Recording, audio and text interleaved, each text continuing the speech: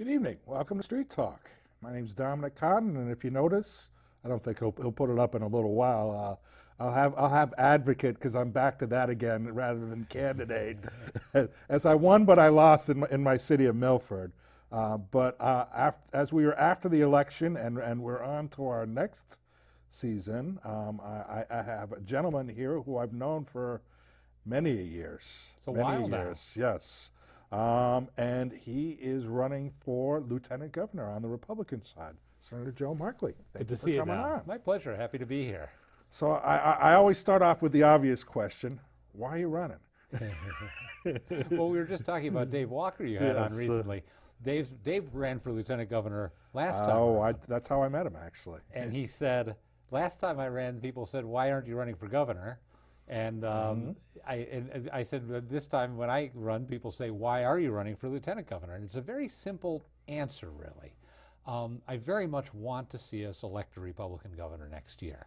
I feel like Democrats have been taking us down the wrong road for a while, and that's a long story. That's a whole issue unto itself. But I feel like the growth in spending and the increases in taxes have done us damage economically.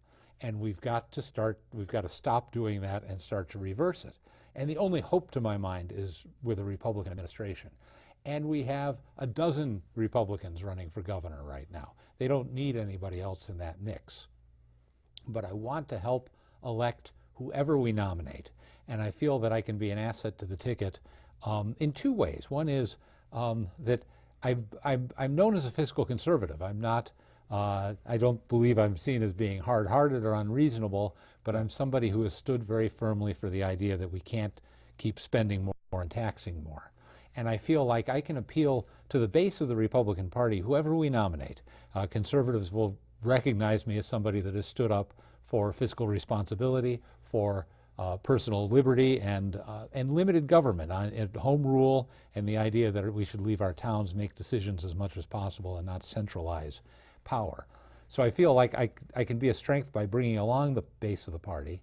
And the next step is I'd like to be able to energize and activate and organize that base so that we have a real grassroots effort next fall. That's something I feel Republicans always lack. The Democrats are a better organized party. They have more groups associated with them that are ready to pitch in. The Republicans end up on these campaigns kind of having to create it from scratch. And you can't expect a gubernatorial candidate to do that. They're not going to be determined, presumably, until the primary in the middle of August next year. But as soon as I'm done with my fundraising, which I'm very nearly done with, I will concentrate on putting together an organization with coordinators and working to attract volunteers and getting people in place so that come the fall of 2018, we have something that can identify and turn out Republican voters. That could be the difference if we have another close election like we've had these last two times out. So now, how much do you have to raise in order to qualify for public financing as a lieutenant governor? I'm the only person that's specifically declared on the Republican side for lieutenant governor. That's what my campaign committee is, and I have to raise $75,000. And I have, at this point, a little over 72, so that's how close I am. I joke with people that it's one thing you find about raising money is the closer you get, the slower it gets. Yes. But yes. I think I'm close enough that I can just about fall across the goal line. I just need to raise a few thousand more. So you're essentially the same as the other constitutional officers as far as what you have to raise, because you're strictly going in as a lieutenant governor. That's correct. Unlike the gubernatorial candidates who have to raise $250,000. And unlike the legislative races, there's no requirement about the number of people who donate. Right. To raise $75,000, you need to get a lot of donors. We have over 1,000 donors. And it's the same rules with a maximum of $100. So that's an effort that we've just simply done down by largely just by doing fundraisers around the state. Wherever I have somebody who's willing to say, can you put 15 people, 20 people in your living room for me? And I've probably done that 30 or 35 times over the last few months. So it hasn't been too painful a process. But I'll be able to check that off my list soon, and then all the effort will be really, in a lot of ways, the same thing. Can you put 10 people in your living room and we'll talk about what you can do to volunteer for a Republican campaign next year? Now, you actually declared back in March. March or April or sometime around there. I was thinking about it. It was funny. I was thinking about it. I hadn't quite made a decision. And then Kevin Rennie, the columnist for The Current, who has his ear very effectively to the ground, got wind of it and wrote about it in one of his blog posts. And I thought, well, I've got to decide. So I jumped for it. But we really didn't get started on the fundraising until after the session ended in June, after the regular part of the session ended. Yes. Yeah. And then there's the whole question of what you do as lieutenant governor, and that's kind of a different one. But as sitting in the state senate as I have, really for 9 sessions, if you count my first time around many years ago, I've had a lot of time to think about what the lieutenant governor does and what could be done with that position. So I have ideas about that too. Is it more of like an idea of kind of, I mean, obviously you oversee the Senate, so you're running the session, so to speak. Kind of, I don't know, the same idea of, do you think it should be up to the governor what the lieutenant governor does, or is that just a discussion that you have together, or I mean, is there some specific outline to what you'd like to be able to see a lieutenant governor do? Well, I'll take it in a couple of Go pieces. ahead. If you don't mind. I give big chunks. Well, it's the first thing I would say is the actual job of presiding over the Senate, Yes. which is the only thing that is constitutionally given to the lieutenant governor, just like the vice president. It's exactly the same situation. Just like the vice president presides over the U.S. Senate, the lieutenant governor presides if he or she is in the chamber. If you're not there, then the president usually appoints somebody. I think that is more of an opportunity than it has been made in recent years. And you maybe have heard me talk about my frustrations with the functioning of the Senate. If you haven't heard me talk about it, you may have experienced it yourself. One of the frustrations I've had is that, for instance, we're told, well, the Senate's going to come in tomorrow at 10 o'clock, 11 o'clock. And you know, it would be one thing, when I was there 30-some years ago, we used to start 20, 30 minutes late. Now it's a couple of hours almost inevitably. If they say 11 o'clock, you're counting on the fact that it isn't going to be until after lunch, so you maybe 1:30. And sometimes we've had situations where we hung around all day and never went into session or didn't go in until the evening. It's a terrible thing, both in the sense that it wastes not only the time of the other people in the Senate, but the staff, all the people that are up there, people like advocates that are up there to see what's going on, that spend their day up there and then nothing happens. Even the lobbyists, not a group that gets much sympathy, but you've really got hundreds of people that are also waiting around for us to do things. And I think the lieutenant governor would have a chance to say, my attitude would be, you can tell me 11 a.m., you can tell me 11 p.m., I don't care. But you've got to tell me a time and say that's when we're going to start. And I'm the one that has to walk in with the gavel and get it started. And my inclination is, if you say 11 o'clock, that's when we're starting. And if you're not ready to go, that falls on you. And I think that if the legislative leaders knew they had somebody who was willing to enforce time limits that way, that they'd respect them too. I've been a school teacher when I haven't been a politician. Yes. And English, right? Yes. And one thing you learn as a teacher is, if the class starts at 11, you better be there at 11. 11, yeah. Yeah, and I think that's what gets this class off to a good start. And I feel like this kind of sloppiness has been bad for the entire system. So I believe there's things that you could do in the chamber that would be helpful for everybody, and a kind of a discipline that's just like school kids actually want to have a teacher run the classroom effectively. I think the senators themselves would be relieved if they knew that business was going to be conducted in a business-like fashion. I'd also say that I'm pretty good at working with people. As I said, we have a dozen candidates for governors. Some I'm actually quite good friends with, some I don't know as well. I think I can find a way to be of use to any of them. And I certainly would see my job as lieutenant governor making it my responsibility to find a way to make it work. I can say that in terms of things that I would like to work on, I was very involved my first time around in the creation of the home care program for seniors. And that's something that I've dealt with to some extent is human services, but I think that nursing home and senior care is a problem we're going to have to face in terms of cost. We faced it to some extent, but not adequately. It's still a very rapidly growing part of the budget. It's also something that has tremendous impact on people's lives. And if I had the chance to work on that subject, I'd love to. I feel like privacy is a great concern in our society, and that there's no specific committee or commission in Connecticut which is charged with that. And that's something I'd be interested in trying to take a lead on. And also regulations. In going around to businesses and in going around to the towns that I represent, I frequently hear about state regulations that seem nonsensical. Obviously, there's a need for regulation, but I think it would be useful to have a central repository of complaints and concerns about regulation where you could put together perhaps a legislative agenda to say, hey, here's 20 regulations that it would be good for the legislature to look at. And as lieutenant governor, I'd have the staff to support that kind of effort. I think the lieutenant governor has 6 or 7 people on staff, and I would love to say, let's devote some staff to this regulatory effort, or let's devote some staff to the question of long-term care for the elderly. So those are things that I think I'd be in a position to address. And to help the governor however I could help, depending on what they were looking for and what they were willing to invite me to do.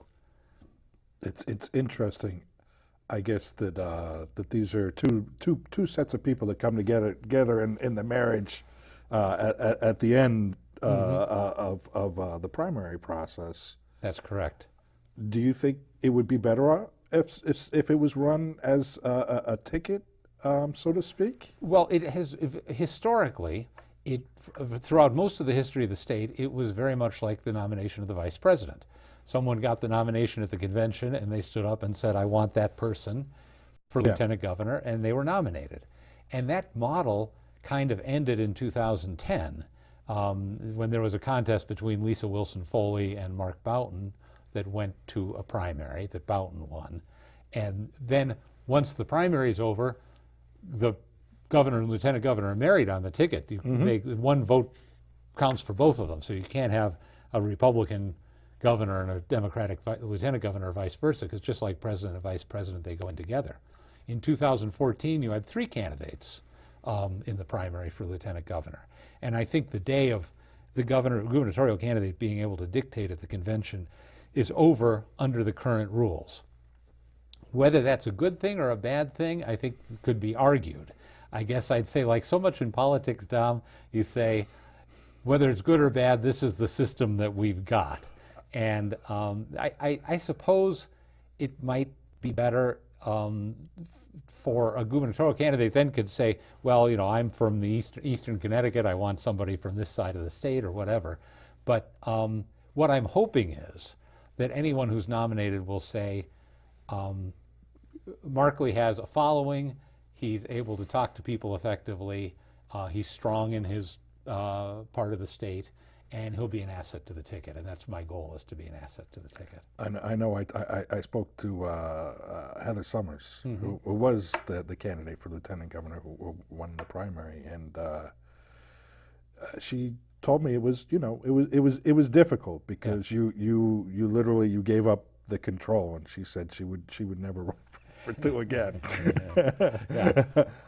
But that is the complication, and you know what? You have to be able to manage that, and That's right. and realize that you're better off when you're together on the ticket. That's right. And you're moving in the same direction, as far as what you stand for and how you're representing yourself to the public. That's right. So I mean, it's complicated, like everything else in politics. Yes, it's all complicated, and it leaves a lot of people scratching their heads. It's funny about politics that when you're used to it and you explain things, people say, "How does this happen? How does that happen?" And it sounds so complicated, but it's like playing baseball. I went to a baseball game once with an English woman, and she was just mystified, and she'd say, "Well, why is it 4 balls and 3 strikes?" And you say, "Well, that's the rule." And that's how politics is. You say, "Why is it set up this way?" Well, that's the way it's set up, and you learn to deal with it. And once you know it, you don't question it too much. And that's, I guess, part of the reason I think some people don't necessarily understand how some things come into be. And I know one of them that was obviously very important to me personally and to the group of people that I work with in the brain injury community happened under before you were in, or between your hiatus. Yeah. Was about the legislature having oversight of all the waiver programs, and that actually came around in a veto override because obviously the balance of power. Not one side doesn't necessarily want to give up power very easily to the other side. I am forever grateful that they did that because a lot of the changes and obviously what I feel at times is the lack of agency transparency really came to light over a whole, I want to say, good 3-4 year process of continually eating away at the apple until finally something happened, which was that one of their proposals actually got turned away. Right. And I had to laugh because I noticed immediately after that they wanted to take that power away because obviously it was their way of saying that they were upset. That's right. With the whole situation. And I remember sitting in a meeting with you at the very beginning of when we first met, and you saying to me that it's difficult to legislate the executive branch to follow through on certain things. And I wanted to come around and tell you were right. But it's one of those things that if you don't keep at them and on top of them, they will find a way just to do it without your notice to it. You know, one of the things that you managed to accomplish this, and the people that you were working with, because you knew what you were talking about. Yes. One of the problems with legislative oversight is you've got so many things you're responsible to try to oversee, and the source of your information typically are the very people that you're attempting to regulate and check on. And all you hear when you go to the department is, "We've got it under control, we're addressing it, nothing to see here, keep moving." And I don't blame them for that. That's how anybody would be. So unless you've got advocates that come to you and say, "Let me explain what's really going on here," it's hard for you to know as a legislator what the situation is, unless it happens to be, I mean, we have a Representative Jay Case, who, because of his own personal involvement on the issues, knew it much better than the average legislator would. He did. But if you weren't in that particular situation, how would you know unless somebody told you? And the waiver oversight gives us a certain amount of leverage, but it's a rather a blunt instrument in that all we can say really is yes or no, and the no reverberates, but it's not fine tuning. It's kind of a case of saying, "I'm going to give you a spanking and then go back and try to be better." The trouble is, I think the whole history of the country has been the story of the growth of the executive branch and the centralization of power in the executive branch, and the diminished ability of the legislative branches, both at the state level and even at the municipal level and at the federal level, to oversee that executive branch because it's so complicated and rather opaque. So insofar as I have a kind of an authority over the Department of Social Services, I still look at it and scratch my head and say, I'm still trying to get the acronyms straight, and I've been working on it for 7 years. And I can talk to anybody at the top of the agency that I want to, but that's not really the view that I wish I had. I've joked with them. I joke, they get nervous. But I said to the commissioner once, I wish I could go spend my summer doing an internship somewhere in the middle management in DSS, just to hang around with somebody and see what's really going on. And of course they said, well, that wouldn't be possible. I said, well, I didn't think it was possible, but I wish I could do it. And that's why, to circle around in a way back to the front of my conversation, that's why it's so important who the governor is. You need a governor that's engaged and that I think has executive ability. And I've been disappointed in that way by Governor Malloy, because if nothing else, I thought he was a man that had the experience of running a big city. Mm-hmm. I feel like he's been a little bit hands-off with a lot of the aspects of government in terms of saying, okay, this is my guy, take care of it, and not really necessarily staying on top of things like the social services area. I feel in criminal justice, Mike Lawler pretty much has run that area, and so forth. He's given the responsibility and just let them go their own way. It's one reason I thought Tom Foley, who was our Republican gubernatorial candidate twice out, although not a politician and without the strengths of a campaigner, mm-hmm. had just the kind of background that I think would have been very effective if he had had the job of governor, and I think would have done a good job, as somebody whose career was walking into situations and making sense of them and making changes in them. And that's what we're going to need to do in Connecticut. I think so. And circling back around to Dan, I know that there were two different versions of him. There was Campaign Dan, and there was Dan, the person that was out in front. And, he could be very contentious. I mean, there's no doubt about that. But I know when you're talking about taking a look at it from a 30,000 mm-hmm. foot view, if you got under his skin about something, no. He was right on top of you, yeah. So I went to his town hall meetings. This is in the middle of what we were going through back in 2014. And, I started talking about the issues that I had with DSS, and he started going, is that this waiver? I'm like, no, that's this program over here. He's like, is it, this one, we're adding to this one? I'm like, no, Governor. No. And I know I greatly upset him over the fact that he was out in public and he didn't know what he was speaking of. We were fortunate, as I told you. Nancy was like, I got this. Yeah. We'll take care of this. When he came to Milford, one of the people that we were working with, Craig, who I'm sure you remember quite well, yes, he decided, he was going to get in front of the governor, and he was, in his own way that he can only do, was telling him, no, you're taking away my rights, you're going to be doing this to me, you're going to be doing that to me, and the governor's like, no, and he started being able to spit, mm-hmm. verse and tune, because obviously he if he didn't know it, he knew it afterwards. And I know I had to intervene at that point, and I'm like, because unfortunately he was getting into it with somebody who was brain injured. I don't think realizing that that's what this person was. So I walked over and I said, Governor, I'm sorry, but this is too complicated to be able to go over.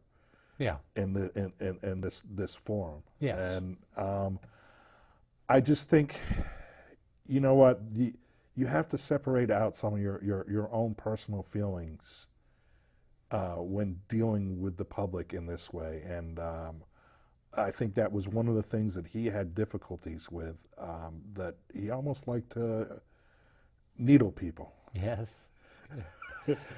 And I don't think that's really what helps get the situation moving in the right direction. And I say this over the needling people because I know even after the last budget session, where the budget was, bipartisan, and it was done really without him being at the table.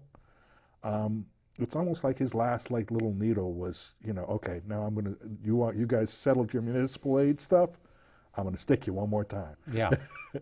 And I guess it bothers me when people insert that level of their personality into things as an outsider, because realistically, when I look at somebody who's up there doing that job, you're doing the people's job. It's not about you. It's about what's best for Connecticut. And I honestly, maybe this is something that with age has been easier for me to recognize. But I look at the people I deal with, and I think I may not agree with them, but I think that they are almost all people of goodwill that want to accomplish the same thing I want to accomplish. They may completely disagree with me on how it's going to be accomplished, but there's no need for me to engage emotionally with them. The cooler I can stay, the more effective I'm going to be. And the more effective my argument is going to be. As soon as it gets personal, you lose people anyways. If you really want to sway them, stick to the facts, stick to the ideas, and stay away from the personalities if you can. And we were talking before the show started about, specifically about the speaker, Joe Simowitz, and how much we both like and respect him. And I've said that numerous times. I also worked with his opponent to try to beat him in the last election because he's on the other team. And if you want your team to win, not just because it's your team, but because you believe that you need to move in a different direction, then you need to work with the team. But it's not to deny the fact that there are effective, intelligent, kind people on both sides. I wish life were so easy that I could say all the smart, good people are in the Republican Party and all the evil people are in the Democratic Party, but I happen to know it's not the case. Well, all the really smart people get on human services because that's where you get to deal with the issues that really help people. I think there's something to that, and it's also, I think it discourages people because of its complexity. When I was ranking member on labor at one point, for instance, and it was very easy because all the questions, to my mind, are philosophical questions that you can look at and very quickly know which side you're on and be able to make your case. Human services, you're dealing with bureaucratic issues. And again, if a bureaucracy is not functioning well, if a program isn't working well, it's hard to know as a legislator what bill you pass to make it work better. Really, as much as anything, what you can do is focus on it and focus attention on it and hope that that in itself results in reform. But to try to pass a bill saying the food stamp program has to be administered more effectively is meaningless.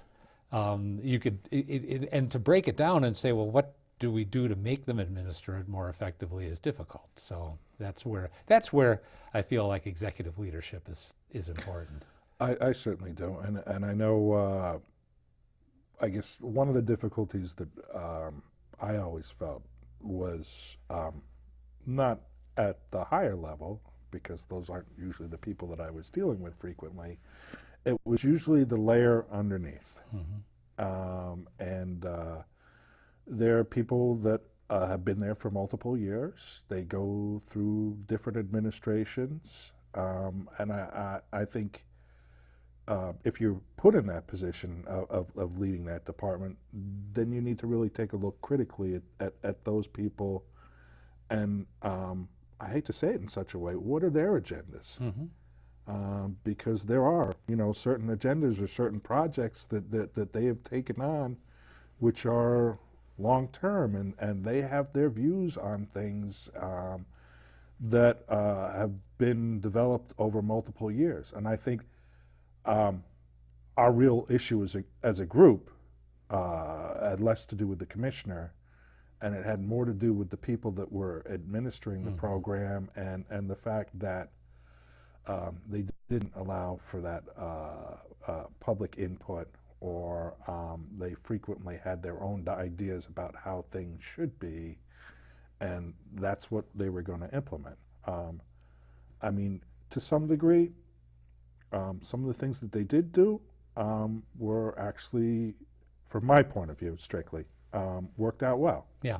I think actually changing this over from DSS to a private organization, I know down in my area, Southwestern Community Agency on Aging, they do a good job. Yeah.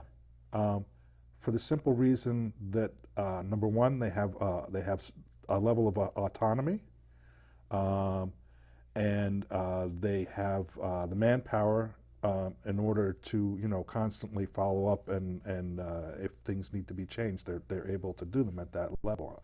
DSS, quite honestly, was very overstressed in managing these programs, and it became difficult for them.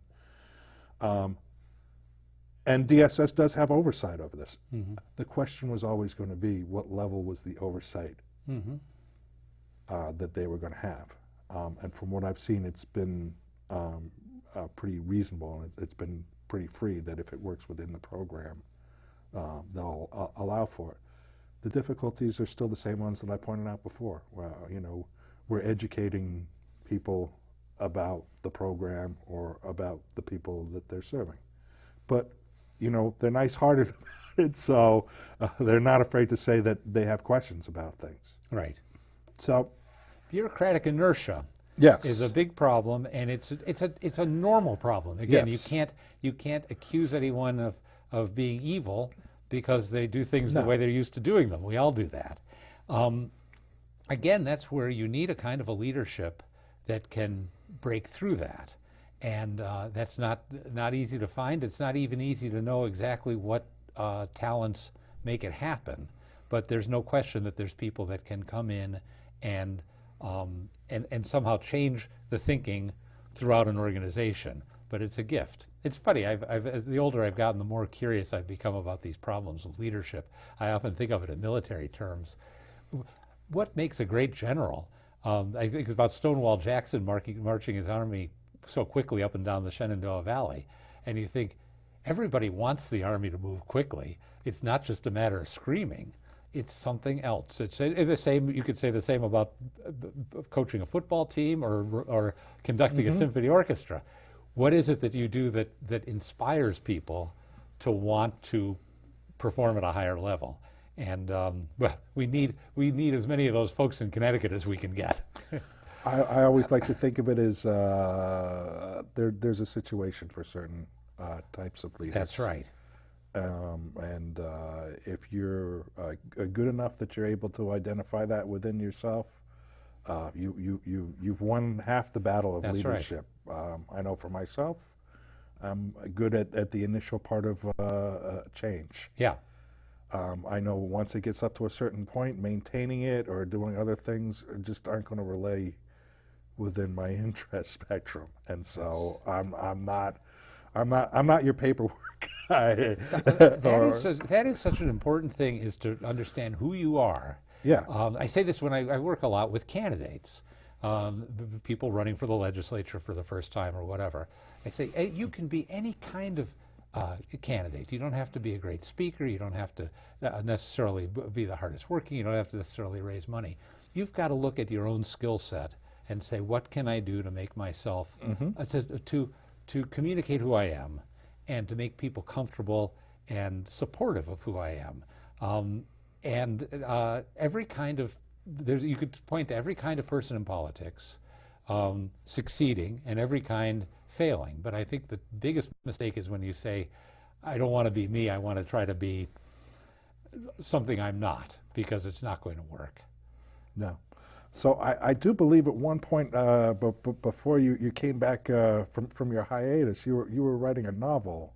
Yes, I don't know how you knew that. I did a lot of writing. I actually I was writing seriously, slowly starving to death, as you do when you're writing literary fiction. And I published short stories in some small reviews and so forth. Nobody's ever tracked them down. And I was working, I actually had worked considerably on one novel that was kind of finished, and I just decided it wasn't what I wanted. And I had gone back to work on a second effort, and in the midst of that I started to get involved in politics. And it's still sitting, I've got a binder with about 450 pages I guess in it. What was it, like something about society? Yes, did we talk about it once upon a time? No, I looked up the information. My goodness, yeah, I was writing something about, I was very interested in utopian societies that were, back in the 19th century in the United States, there were a number of attempts, and some very interesting ones, especially out in Oneida, New York, there was a particular Oneida colony that I thought was fascinating. So it was kind of an attempt to do a 21st century version of that. And I wrote a great deal of it, and it was a big morass. I felt that I had somewhere in all those words there was a novel. And again, politics came back and delivered me from having to try to do it. I enjoyed writing the short stories, but I had kind of reached the point where I thought, okay, I can do this. I can publish short stories regularly. I can't make very much money off of them. And I have to say, again, I was an English major. I really was on a track to be a college professor, and sometimes think I might have been, it was maybe my real calling. But if you know what the quality of great fiction is, at a certain point you say, what I'm doing isn't bad, but better has been done. And I don't know that the world necessarily needs a collection of my short stories. So, what I did see was, I thought this country and this state, and this was starting probably about 9 or 10 years ago, I thought things are really going very badly. And I care about it, and I understand it. I understand the political process, both in the campaign and in the legislature. And I thought maybe there's a way I could get back involved. I was so completely out of it. And no sooner did I start to think about getting involved than the opportunities opened themselves to me, and I found myself right back in it. Well, now you also used to teach English to, I've taught English to on and off. citizens going for their citizenship? I really taught more, it was, the class was more a history class. I was living down in Virginia, but I taught downtown in D.C. for people that were going to take their citizenship exam. And at least at that time, I don't think it's changed much, they had to pass a rather extensive multiple choice test on American history. And I had the greatest pleasure in teaching that class to these people who were very desirous of being part of our society, and were paying, not only going through this difficult citizenship process, but were paying a considerable amount to go to a course. And I got to do, though, every week, I think it was a 4.5-hour class, if I remember right, Dom. And I did from Columbus right through the moon landing every Saturday, and I just got the greatest kick out of it. And it was largely in Washington D.C., largely El Salvadorans, but almost entirely Central Americans, one way or another. And my Spanish was still pretty good in those days, so I was able to I could go back and forth depending on what the needs of the class were. But great pleasure, and it's something I do love. In fact, if I was doing my life over, I might have gone down the history route instead of the English route, because I really am very means a lot to me. Yeah, I like history too. Yeah. I'm a buff of certain things. I wouldn't call on anything specifically. I mean, I know certainly World War II. My family had a good hand in. My grandfather worked on what's the name of the place? The Enigma machines. Oh, really? Yeah, he maintained the old punch card like systems. Wow. Back early on, and they were still being used at Bletchley Park. That's came to me eventually, but so I always like to think of it from the personal end of it. My mother was probably about I don't know, maybe 4 or 5 years old, and everybody kind of lived in the same community, so she had mathematicians and all sorts of other people living in the same home with her, and she had no clue that this was what was going on. Because even after the war, they were so sworn to secrecy that none of this stuff ever came out until somewhere in the mid 1970s, and she was like, he never talked about it ever.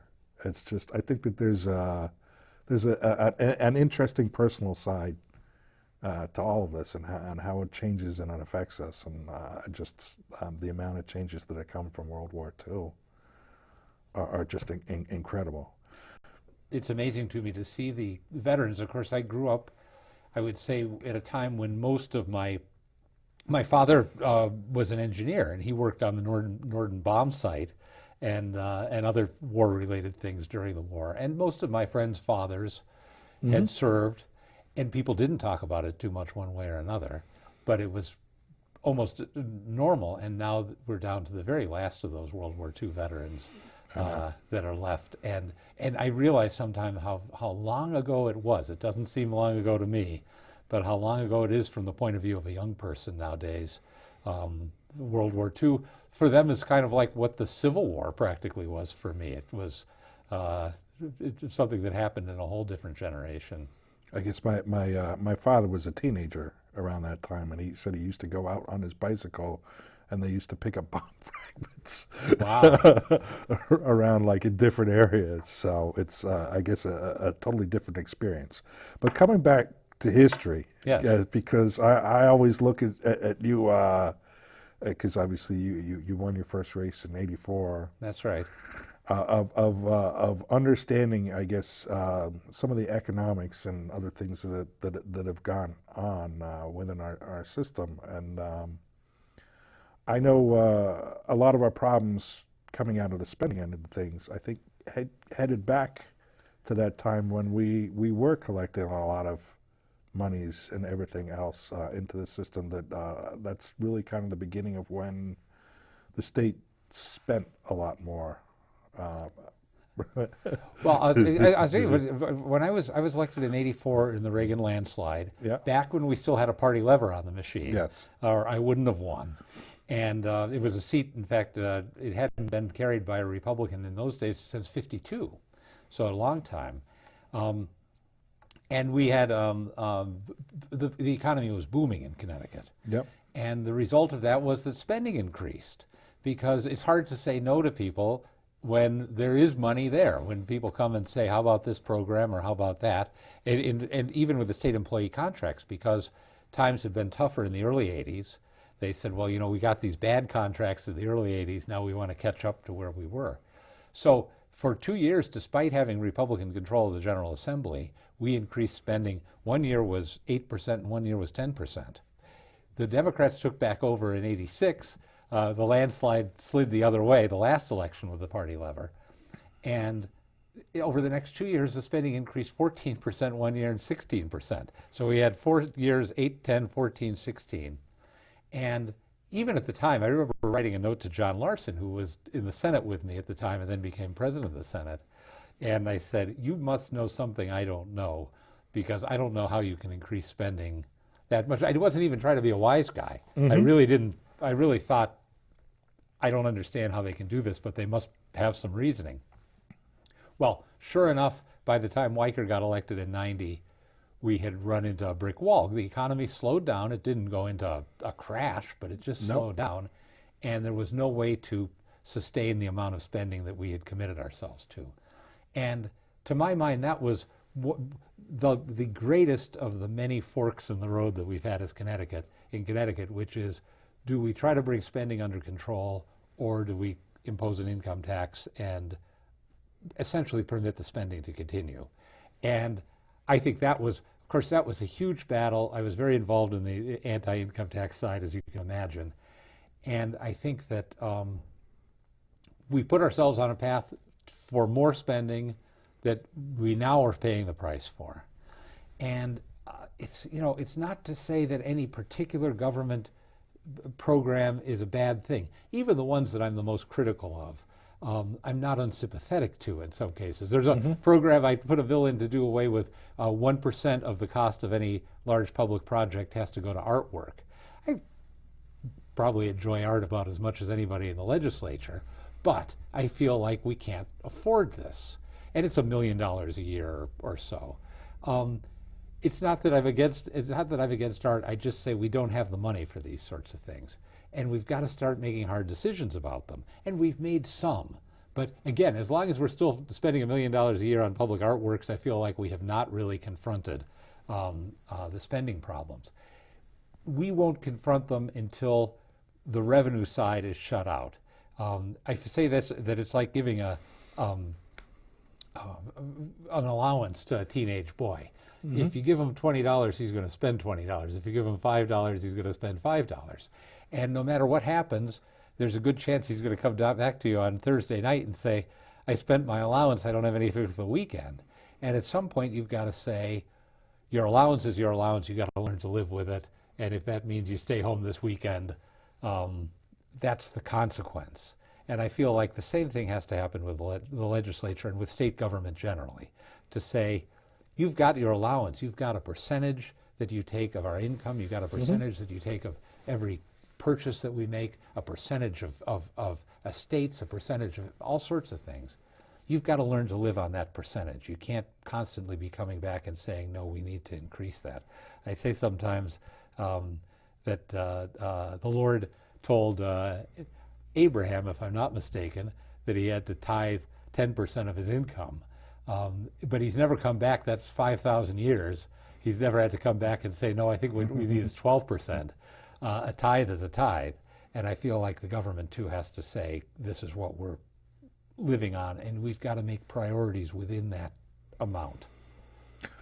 And again, I think there were some changes that started to go down that path in the last budget. I think it was obviously commendable that a lot of the changes had to do with policy, but I'm not sure exactly where they kind of stand right at the moment. I know one of the things I'm terribly upset about still is, and this isn't from what the legislation was, that they put a budget cap down to $2 billion. And I took a look at what they're bonding, I guess it's on Wednesday. And one of the projects that my town had been against pretty much since the start was Silver Sands. Oh, yes. And lo and behold, I look at item number 40 on there, and there's $9.6 million, which is up from where it was originally stated, for something that, to a person throughout the state, I've asked. Everybody loves the natural beauty of Silver Sands. You know, they want to see it kept that way. You know, you could have put some minimal toilets and, you know, a couple other things. But there's, you know, a big $9.6 million with staff offices and artwork and other things. And again, it's just one of those moments when you ask, well, where is the priorities? Well, one that I think number one on the bonding agenda is $40 million for the Excel Center in Hartford. Yeah. And I've argued that it simply doesn't work. And what particularly bothers me about this is that they came in looking for $250 million to do a substantial renovation. And we're saying, well, we're not going to do 250, we'll do 40. But we're going to end up in a spot where after we spend the 40, they're going to come back and say, well, now that you've spent the 40 million, you're crazy not to spend the other. So the idea that we're only getting away with $40 million, again, you want to say, what part of broke don't you understand? We don't have any money, and our biggest problem is the long-term liabilities that we've assumed. And here we are assuming another one that you say, if we don't absolutely have to do it right now, then we have to not do it. I think the flip side of that coin too is I think any money that you do spend has to be looked at as you know, things that are going to benefit us in the future. That it's an investment, you know, that is going to have some sort of function. Yes. To it, because I think sometimes we do tend to take the extreme of the opposite side of that, which is we delay doing certain things.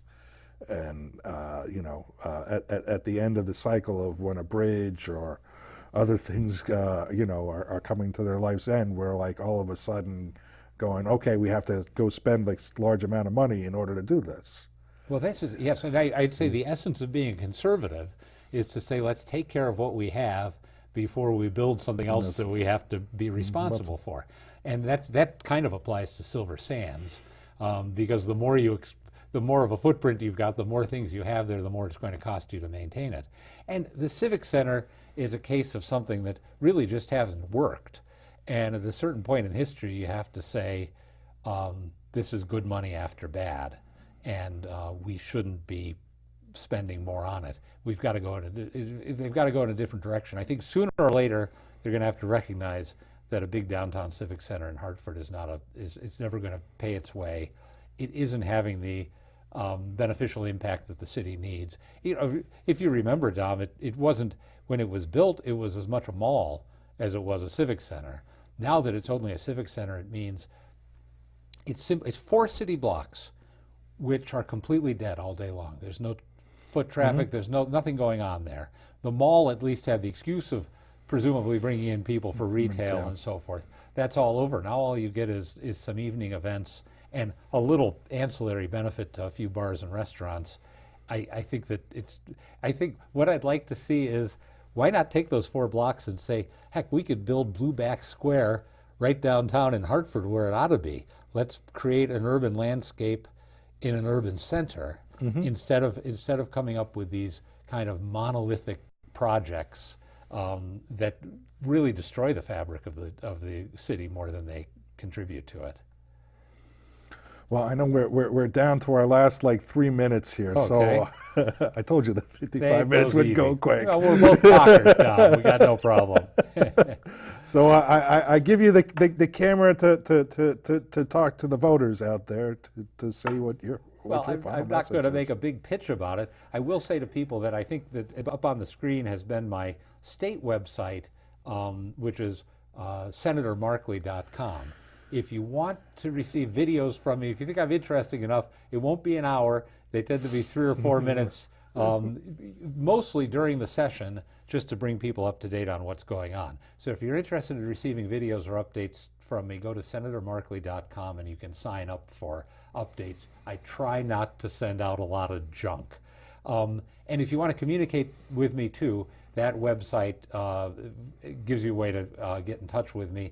I do my very best with my wonderful aide Josiah Elsegier to to respond to everybody that I can.